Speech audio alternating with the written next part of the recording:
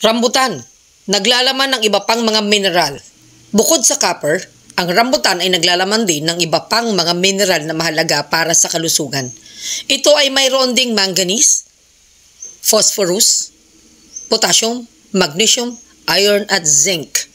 Ang manganese ay tumutulong sa metabolismo o paggamit ng energy mula sa pagkain.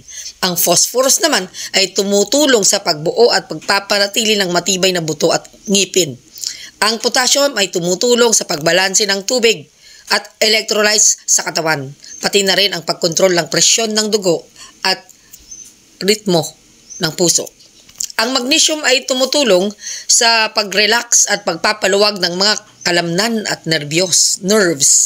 Ang iron ay tumutulong sa pagdadala ng oxygen sa buong katawan, sa iba't ibang bahagi ng katawan at paglaban sa anemia o kakulangan sa dugo. Ang zinc ay tumutulong sa pagpapalakas naman ng immune system at paggaling ng mga sugat. Ang rambutan ay nagbibigay ng 2 hanggang 6% ng pang-araw-araw na pangangailangan sa iba pang mga mineral sa bawat 100 grams o 4 na piraso.